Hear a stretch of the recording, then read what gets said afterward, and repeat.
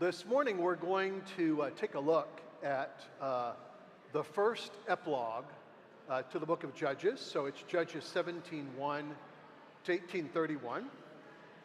There's another epilogue after that, and we'll try and get to that next Sunday. Now the question here is, well, what's the purpose of these two epilogues? And I think the idea here is that each one of them is a story, it's a narrative. And its purpose is, as we depart the book of Judges, the purpose of both epilogues is to give us a sense of where Israel is during this period. Okay, so that's what we're going to try and read these two stories for. Neither one of them is unfortunately very fun to read. They're both somewhat depressing, but we'll deal with that.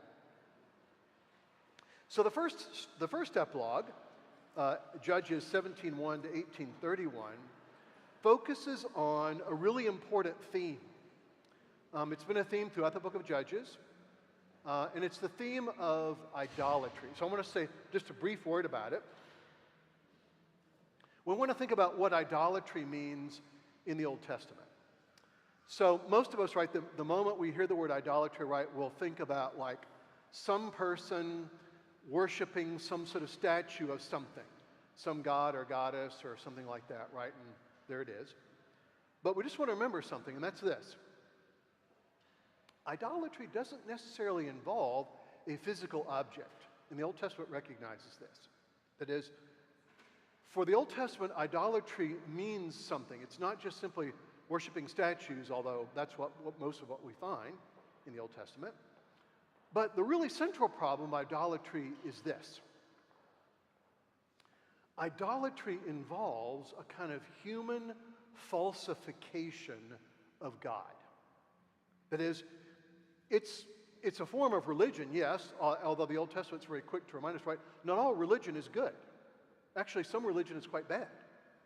And so you want to be able to distinguish like the good from the bad, because a lot of it's like really bad. And we've seen a lot of it here in the book of Judges. So idolatry is that situation where in some way, shape, or form, human beings kind of create for themselves a kind of false image or false understanding of God that's not in accordance with the truth of God. And this can take place in a number of ways, but maybe two ways we might want to think about right now. So one of the chief problems of idolatry, right, and this is the idolatry that we're about to see in this story, is that what happens, right, is that in this case, it is going to involve some sort of physical image, although, as I said, it doesn't have to. One of my favorite quotations from John Calvin is, he said that the human mind is a factory of idols. Because we just churn them out, right? And the way to think about this, right, is that you can even have idolatry in the midst of an otherwise secular culture. Idolatry means, right, that we place something that's not God at the center of our lives. And that becomes a thing that kind of gives us our point of direction in life, tells us who we are, tells us what we need to do. One theologian for whom I have a great deal of respect said that, one of the things we're seeing now in the United States and in Western Europe, right, with the decline of Christianity, is that it's not that religion's going away, it's taking on other forms. And one of the forms that it's taking on, right, is now what's happening is that politics is turning into a kind of a form of religion. That is, the great insight here, right, is human beings are naturally worshipers. It's not the question of whether we're going to worship something. It's what is it going to be? And it's either going to be, right, the one true God, or it's going to be something false. That's basically the choice.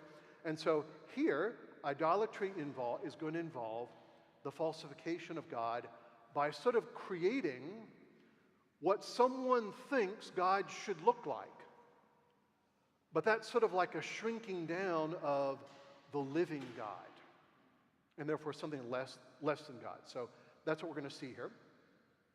So idolatry here is going to be seen as a really, really important issue, right? And we just want to kind of think about what that means, right? So if God's the creator, And if human life was intended to be centered on him, right? Idolatry means that actually human life is centered on something else. And that means, right, that all life is going to be decentered. The whole of human life is going to be like off kilter. It's going to be wrong. It's not just that people are going to sort of get like maybe a couple wrong doctrines or a couple wrong moral ideals. It's going to be that their whole understanding of life is going to be off, wrong-headed, and headed in the wrong direction. And so as we finish the book of Judges, we have a story about Israel's idolatry. So let's take a look at it. It starts in Judges 17:1, and I'm going to read the whole thing to you, and then I'll say a few things about it. There was a man of the hill country of Ephraim, whose name was Micah. And he said to his mother, "The 1,100 pieces of silver that were taken from you, about which you uttered a curse, and also spoke it in my ears, behold, the silver is with me, I took it." And his mother said, "Blessed be my son by the Lord." And he restored the 1,000 pieces of silver to his mother. And his mother said, "I dedicate this silver to the Lord from my hand for my son, to make a carved image and a metal image. Now therefore I will restore it to you." So when he restored the money to his mother took 200 pieces of silver and gave it to the silversmith, who made it into a carved and metal image. And it was in the house of Micah. And the man Micah had a shrine, and he made an ephod and household gods, and ordained one of his sons to become a priest. And in those days, there was no king in Israel, and everyone did what was right in his own eyes. So let's take a look at a really interesting story, right? It says a lot in just a really small space. So first thing that happens is that conversation between a mother and a son. And the son says, "You know, Mom, when you said, 'May the Lord curse anyone who stole that 1,100 pieces of silver from me,' I just need to tell you, it was me. I took your silver." And the mother is actually so happy to have her silver back, she does something really odd. Well, actually, two things that are kind of odd. She says, "Okay, in celebration of the fact that I've got my silver back, I am going to honor the Lord by breaking the second commandment." That's what I'm going to do. I'm going to take some of this silver, and you notice here she's initially dedicates all 1,100 pieces, but then only parts with 200. So there's another problem. And so she's going to honor the Lord by actually breaking the second commandment by having a kind of a silver image of God created by the silversmith. And I don't know, when I was reading the story, I had this image of, either like someone like going, to like Amazon and, scrolling down and clicking on, the section that said, idols. And then she pulls idols up, and now she's looking at all the idols that Amazon sells. And she's like, "Yeah, that's the one right there," and she orders it. She did, but of course it's all wrong. Yeah. And I think the question here, right, the question the story wants us to ask is this a case of someone who is like knowingly breaking the second commandment? And that's certainly possible.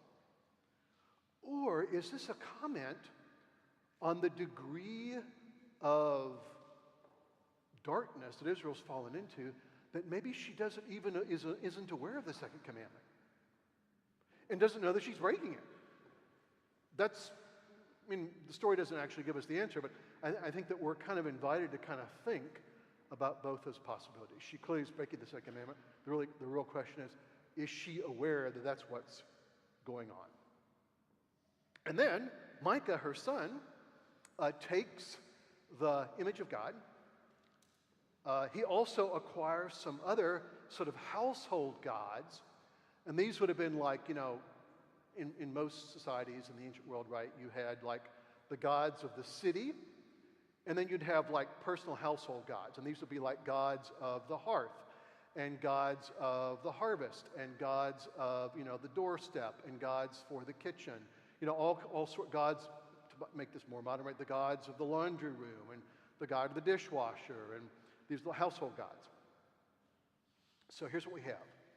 We have the breaking of the second commandment, an image of the God of Israel, kind of pulled together with all these little household gods into a kind of like almost like private family chapel. It's called a shrine here in the ESV. And so here's where we are, right? Now, of course, you and I know, since we've walked through the books of Exodus and Leviticus and Deuteronomy, right, that everything that's happening here is a violation of the covenant. God's already given his people a place where they're supposed to worship, and that's at the tabernacle. He's already given his people to lead that worship, and that's the descendants of Aaron, the Aaronic priesthood.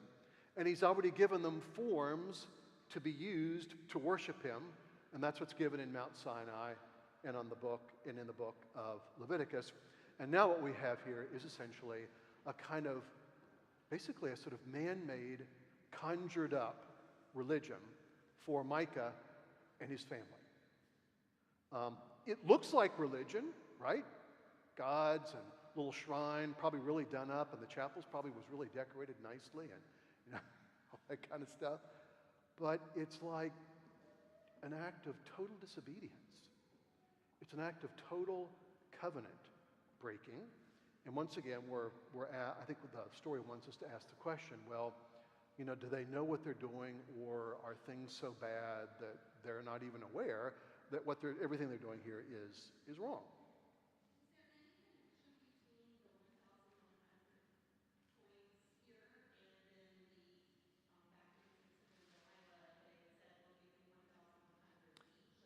Yeah. Yeah, it's kind of like a substantial number, and I think we're kind of intended to draw the connection. So the fact that the two numbers are the same, right, means that whatever's going on here can't be good. it's like really bad. Well, the story gets worse. Now, if you can believe that, right? It does get worse, though. Now, there was a young man of Bethlehem in Judah, of the family of Judah, and he was a Levite. So this guy is actually one of Aaron's descendants. He's actually a legitimate priest as opposed to Micah's son. And he sojourned there. And the man departed from the town of Bethlehem in Judah to sojourn where he could find a place. And as he sojourned, he came to the hill country of Ephraim, to the house of Micah. And Micah said to him, "Where do you come from?" And he said to him, "I am a Levite of Bethlehem in Judah, and I am going to sojourn where I can find a place." And Micah said to him, "Stay with me, and be a father and a priest, and I will give you 10 pieces of silver a year and a suit of clothes for your living." And the Levite went in. And the Levite was content to dwell with the man, and the young man became to him like one of his sons. And Micah ordained the Levite, and the young man became a priest, and he was in the house of Micah. And Micah said, "Now I know that the Lord will prosper me, because I have a Levite as a priest." So I said the story gets worse, and it does. So notice what happens here. This is another kind of one of these kind of really suggestive parts of the story. That is, why is this Levite from Judah off sojourn? I mean, he's got a job, right? He's supposed to be serving in the tabernacle at Shiloh. Why is he, in effect, kind of like wandering around, looking for a job, looking for a place to live? And I think that the story intends us to say, well, essentially what's happened is that the authorized worship of God, authorized by the covenant, basically has ceased. There's nothing for him to do. It'd be almost like, tomorrow St. Peter's closes and, Father Marcus and I are like, show up at your doorstep and say, "Do you have anything for us to do?" Okay. That's not a threat, by the way. So it's almost like, right, the genuine authorized worship of God has fallen now into disuse, and you've got the personnel who are authorized to carry it out kind of like applying for different jobs. And he shows up at Micah's house, and Micah kind of basically sort of hires him. And then says, and I think this is really interesting, Micah says, well, now I know that the Lord's really going to bless me because I've just hired a Levite to serve as my personal priest. I've done a really good thing. I've got my own personal priest, my own private image of God, my own little room with all my little household gods. I am like really, really religious. God's going to bless me. That is, I think the story is running us, right, to sort of see kind of what, kind of Calvin's point, right? One thing leads to another. And now this man, who, we don't want to think that he's somehow like evil or wicked or something like that, but rather whatever his character or whatever's going on, right, he's moved completely away from the worship that God has told his people that he wants. He is an idolater, and for all intents and purposes, he's simply a Canaanite who's paying a Levite to serve as his own personal priest in his own little private chapel with his own private sort of image of God. And that's where he ended up. Now, the story actually gets worse, if you can imagine that. So let's take a look at what happens next. This is Judges 18. In those days, there was no king in Israel. There's that reminder again. I'll say something about that later. And in those days, the tribes of the people of Dan was seeking for itself an inheritance to dwell in. For until then, no inheritance among the tribes of Israel had fallen to them. So the people of Dan sent 5 men from the whole number of their tribe, from Zorah and from Eshcol, to spy out the land and explore it. And they said to them, "Go and explore the land." And they came to the hill country of Ephraim, to the house of Micah, and lodged there. When they were by the house of Micah, they recognized the voice of the young Levite, so apparently they know him from someplace. And they turned aside and said to him, "Who brought you here?" There's basically their question is, what the hell are you doing here? Why aren't you back at Shiloh? And what's going on?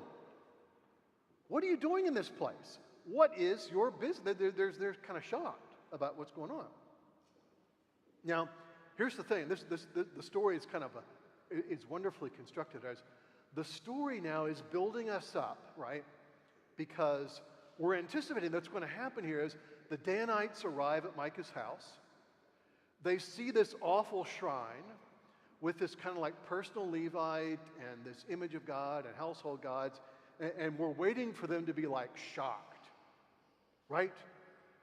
In the words of that great movie, right? We expect the Danites to show up, and we expect them to say, "We're shocked to find idolatry going on here." That's what we're expecting, but that's not what happens. Here's what does happen. And he said to them, "This is how Micah dealt with me. He has hired me, and I have become his priest." Now, we just want to remember, right, back in the book of Leviticus, when we get the description of the ordination liturgy for Aaron and his sons, right, it's repeated several times that Moses is ordaining Aaron's sons, but God tells him, "You shall ordain Aaron and his sons to serve me as priests."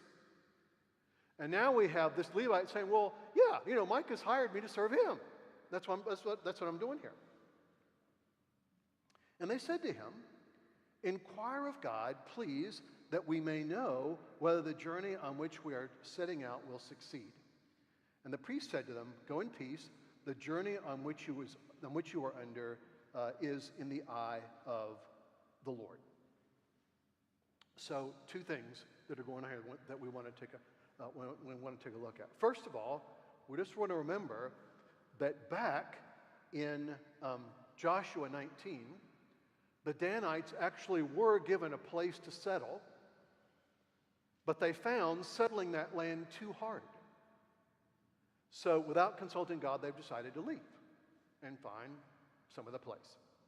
And on their way now, they've come to Micah's house and his pagan shrine, and they inquire of the Levite. And this is interesting. They say, oh, you're a Levite. One of your jobs is to inquire of the Lord whether what we're about to do is good or bad. Well, of course, they've already started on it, right? It'd be like us, building 3/4 of a new building next door, right? And then asking, oh, let's pray and see if this is what God really wants us to do. Now the building's half built. That's not really asking anything at all, is it? And that's what's going on here. So they asked a Levite, and the Levite, right, is either supposed to use the Urim or the Thurim, or he's supposed to inquire of God through prayer about, whether this is good in the eyes of the Lord. He doesn't do anything. He simply says, oh yes, this is exactly what God wants you to do. Go in peace. Now, as you may know, right, as we get further and further into the Old Testament, we'll find that there are certain kings who kind of like recruit for themselves what you might call like house priests and house prophets. That is, the purpose of a house priest or the purpose of a house prophet, right, is when the king asks you, does what I'm about to do have the favor of God? Your job is to say, yes, your majesty. That's the idea, right? It's sort of like, the old Walt Disney Snow White, right? When the evil queen looks in the mirror, mirror, mirror on the wall, who's the fairest of them all, right? There's only one answer to that question. You are. And so that's what's going on here. We have now this Levite, in effect, has become what I would call like a sort of a house priest. He's not really doing what he's supposed to. Spiritual advisor. Yes, he's a spiritual advisor. And one has a picture of him kind of like looking through polling data, and yes. Then the 5 men departed and came to Laish and saw the people who were there and how they lived in security and after the manner of the Sidonians, quiet and unsuspecting, lacking nothing that is in earth and possessing wealth, and how they were far from the Sidonians and had no dealings with anyone. And they came to their brothers at Zorah and Eshcol, and their brothers said to them, what do you report? And they said, arise, and let us go against them, for we have seen the land, and behold, it is very good, and will you do nothing? Do not be slow to go and enter into the possession of the land. As soon as you go, you will come to an unsuspecting people. The land is spacious, for God has given it into your hands. No, he hasn't at all. He's given you another land, but this isn't it. And a place where there is no lack of anything on the earth. So 600 men of the tribe of Dan, armed with weapons of war, set out from Zorah and Eshcol and went up and encamped at Kiriath Jearim in Judah. And then as the story goes on, this is kind of like the final twist. As they're going out to conquer this land they're not supposed to be living in, they raid Micah's little sanctuary, his little shrine, and they take the statue of God that he's made, and they take the household gods, and they even take the Levite. And they entice the Levite like this. The Levite says, hey, where are you going with all my stuff? The shrines, the God, all the whole 9 yards. And he's kind of like angry. And the Danites say to him, oh, we're offering you a promotion. If you leave Micah's house, you'll go from simply being the priest in this little shrine to being like a bishop for the Danites. How does that sound? And the Levite says, where do I sign? And off they go. That is, notice what's going on here. Not only are the Danites settling in land that was not given to them, not only are they settling in land that is against God's will for them to have, they've also brought with them, in effect, their own sort of man-made Danite religion to go along with their artificial territory. That is, notice what's going on here. By the time that we get to the end of the first epilogue, we have the tribe of the Danites in utter, complete and total disobedience. We don't care that you gave us this land. We want this land over here. We don't care that you've given us a particular way of worshiping you. We've invented our own over here. It's ours. We want it. We invent it. We've got it. We're going to keep it. And in effect, right, this story, I think, is intended to sort of give us a sort of insight into the mentality and the situation now of Israel as the book of Judges comes to its kind of lamentable conclusion. Another thing I think that we want to notice here that's really important is that what's going on here is something of a harbinger of things to come. So just as a kind of final thing, there's an interesting scene in 1 Kings 12 that we just want to take a brief look at because, as I say, what happens here is kind of a harbinger of what's going on. In 1 Kings 12, we find out something that's going on in the newly created northern kingdom of Israel, which is broken away from Solomon. So here it is. This is 1 Kings 12, 25 to 33. So the kingdom's divided, and then what happens here is this. So Rehoboam, Solomon's son, is kind of a fool. People complain to him about like Solomon's high taxes and all this kind of stuff. And they say, you need to give us some relief. And Rehoboam is kind of like an arrogant, sort of, one of these arrogant kids who's been raised in an aristocratic household. And he says, well, you folks are just going to do what I tell you because I'm the king's son and blah, blah, blah, blah, blah. And so they say, fine, we're leaving. Goodbye. We're leaving you in the house of David, and we're going off. And so that leaves Jeroboam as king of the northern kingdom of Israel. And here's what happens. Then Jeroboam built Shechem in the hill country of Ephraim and lived there.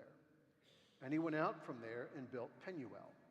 And Jeroboam said in his heart, now the kingdom will turn back to the house of David if his people go up and offer sacrifices in the temple of the Lord at Jerusalem. Then the heart of this people will turn again to the Lord and to Rehoboam the king of Judah, and they will kill me and return to Rehoboam king of Judah. So the king took counsel and made 2 calves of gold. And he said to the people, you have gone up to Jerusalem long enough. Behold your gods, O Israel, who brought you out of the land of Egypt. And he set one at Bethel, and the other he put in Dan. This is the thing that became his sin, for the people went as far as Dan to go before one. So here's what happens. Notice, Jeroboam becomes king of the northern kingdom of Israel, and he thinks to himself, oh my gosh, the temple's down there in Jerusalem. It's under Rehoboam's control. My people are going to leave me, and they're going to go down there and worship in the temple like they're supposed to. So what I need to do is I need to create my own religion to kind of keep them here. And so what he consults his experts, his spiritual advisors, as Patrick said. And the spiritual advisors say, we've got an idea for you, Your Majesty. Here's what you need to do. You need to create 2 golden calves. We studied this, by the way. You need to create 2 golden calves. We'll put one in one part of the kingdom, we'll put another part of the other kingdom, and you can kind of create your own new religion, and that'll keep people glued to you. Notice what's going on here.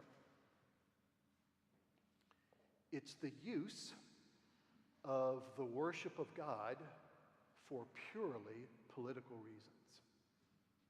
That's what's going on here.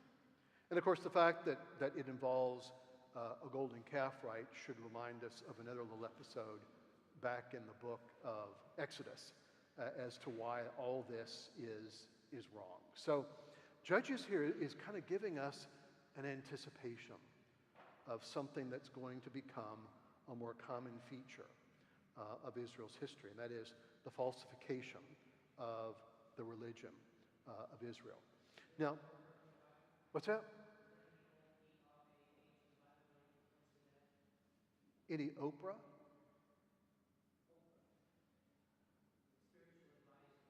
Oh, right.